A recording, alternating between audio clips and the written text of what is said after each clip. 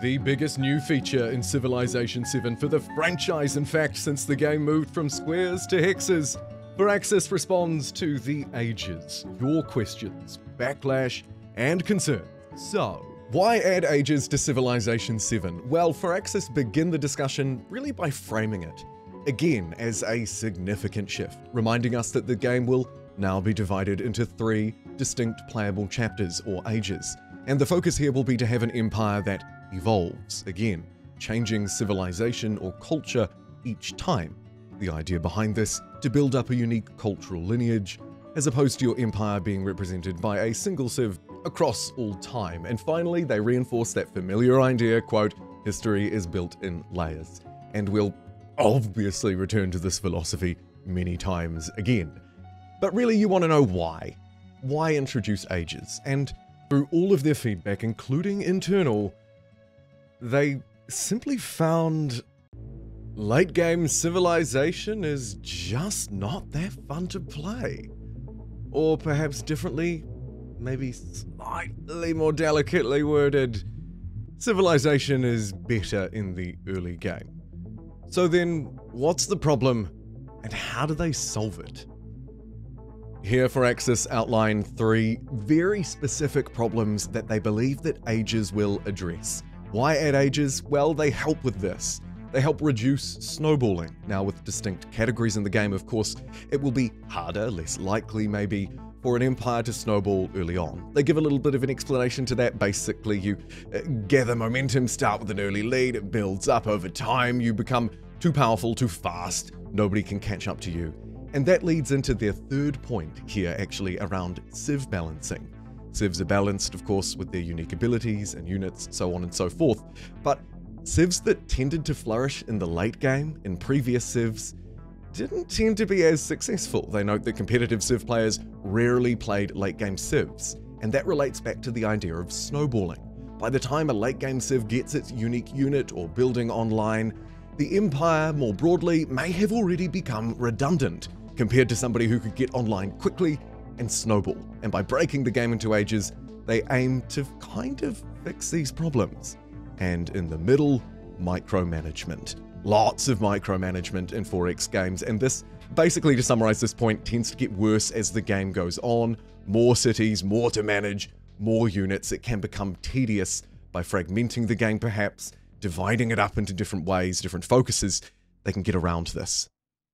And to reinforce all of the why, if they haven't managed to quite convince you yet, there's a final section here that I really like. A few key facts and figures. Firstly, more than half of all Civilization 6 players have never finished a single campaign. Now, this doesn't necessarily mean, of course, that the game is boring. I can think of other reasons why. Maybe they only ever played one game. Or maybe it's too hard for them to beat. But assuming the problem is some of the things that they've already talked about, does it even really need to be tackled? Again, they question it. They say, well, if players are having fun, what's the problem? And drill back down yet again into the fact that they want everyone to have a great experience from the start through to the finish. They want to carry the magic from the early game through to each other part of the game. And by breaking it into 3 chapters, it hopefully still feels manageable to you and I as players, but allows them to recapture that early magic, that consistent magic, hopefully, again and again. They say the best way to tackle the challenges is to break the game into broadly historically themed chapters, referring to an analogy like a book. Each age has its own beginning, middle, and end, and when the books are combined together, they tell a full, epic story of an empire. So what's it like to actually play through an age then? What makes these special? How do they tick? They start by setting the scene. The actual experience of playing an age itself feels quite familiar to a traditional game of Civ. And if you didn't know, by the way, the design philosophy for each Civ game tends to be from the great Civ Meier himself. 1/3 of the game is new, 1/3 of the game is improving on existing features, and 1/3 stays roughly the same. Each age, Firaxis argue, in some senses like playing a tighter, more focused campaign of Civilization. Specifically though, they drill into some things around Ages that will be new, unique. Civilizations, for example, are age exclusive alongside all of their unique abilities. Units, civics, so on and so forth. The idea is to capture each civ in a broad area where it was relevant within that age, so you're competing with civs at the height of their power. Resources, by the way, can also sometimes be exclusive to an individual age, alongside the obvious things: civs and techs, unique, buildings and units, independent powers, as well as some game systems being introduced new to each age. Finally, as quite a fun fact, the playable map area, the overall size and scope of the map, can expand as the game transitions through to new ages. So that's what you should expect when you play through an age, what it's actually like to play it. By the way, they add on to this by saying that around 150 to 200 turns is what you should expect on standard speed, and that's roughly 3 to 4 hours of gameplay.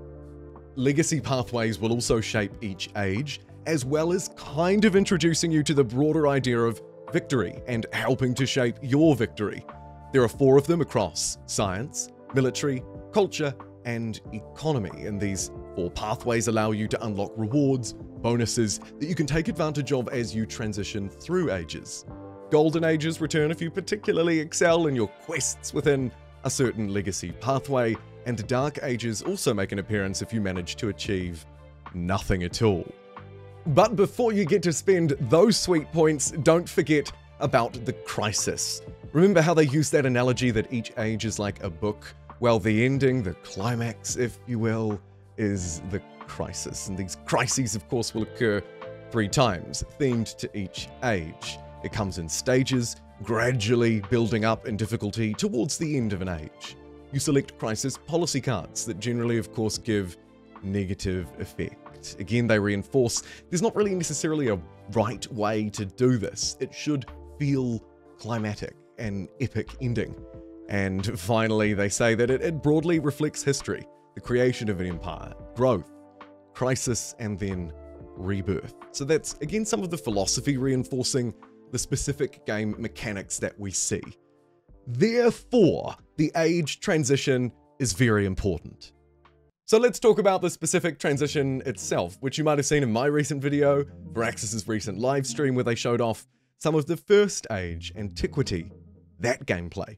Well, once an age is completed, crisis be gone, all players and AI opponents experience the age transition at the same time, and that is very important. Progress ticking up slowly and potentially being sped up, of course, if you complete some of those legacy paths. During an age transition, 3 specific things will happen. Number 1, you will, of course, as we've discussed, select a new civilization.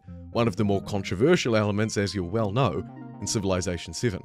Secondly, choose those legacy pathways, and finally, the world will evolve again, potentially growing in size as you enter something obvious like the exploration age. But what about some of these pathways, right? If we drill into the specific of the age transition, it's the civ change, probably, that's the most interesting, controversial part, particularly when it strays away from history. Well, Firaxis addressed this concern, this very public response, head on. They say that the civ community has discussed it at length, and they've definitely enjoyed the reactions, memes to the idea of Egypt turning into Mongolia. They've decided to include this option for many reasons. The first one, that what-if spirit of experimentation that I think we can probably all acknowledge has always existed in Civ. It's never been fully realistic, leaders don't live for 60 human years, civilizations stay the same. I mean, the list goes on, and it's always about telling our own story. That part makes sense. Secondly, they say they wanted to provide players the possibility of making dramatic strategy changes. Things not specifically bound to history. What if you do find yourself on a map surrounded by horses? Wouldn't it be interesting if rather than going across the oceans, you used Mongolia's cavalry instead? Finally, they reinforce that idea that history is built on layers, that the notion that there are many pathways that have always existed. Civs have ultimately been shaped and determined by their people. But if all of this is changing, then what stays the same? Because change is hard, and to build a consistent campaign, we need something to hold on to. They outline 4 specific things. Leaders, as you may well know, remain the same, but of course it goes a little bit deeper than that. It's the relationships, the influence, the diplomatic stuff, probably. all of that remains the same. Leaders continue to grow as well, leveling up their attributes from previous ages, layering stuff on top. And we see that layering also reflected in cities, with old buildings remaining, but new ones being added to them, layered on top, new districts. Speaking of things remaining the same in cities, traditions that you set more broadly across every city in the Empire that you've unlocked through Civ-specific civics will stay the same, still available to you. Buildings, many of them at least, will also be ageless. While some of the more generic kind of buffer buildings within city urban tiles may change their architecture, other things will stay the same. Wonders that you've built, as well as, crucially, unique quarters, so those Civ-specific things will stay. And finally, your commanders, their attributes, their leveling up, just like your leaders leveling up, will stay the same, stay the course, and of course, the units that they're commanding, though you may probably want to upgrade those, I'd imagine. They conclude by talking about future potential, and while this section may omit perhaps broader, later discussions around multiplayer, or even modding, DLC expansions, dare I say, moreover, they kind of address the overall discussion, saying some long-standing issues will hopefully be solved by introducing chapters to the game, as well as introducing something new, dynamic, inviting, exciting. They've also, by the way, specifically noted that this new system requires a great number of civilizations, and this game, Civilization 7, will debut with the most civilizations in any base game at launch in franchise history. There's of course a lot that's not said there, obviously, about loads of other leaders that have been added to Civilization 6, extra stuff to 5, it goes back through time. And I think that we should rightly and knowingly expect that to be the case with Civ 7. However, a nod to the future, and I'd like to end with a quick nod to the future as well. Do you like this kind of dev diary coverage? I kind of like to follow the detail. Hopefully it's not too much. Let me know, I'm happy to follow more, or cast them aside and focus on something else. I'll see you next time.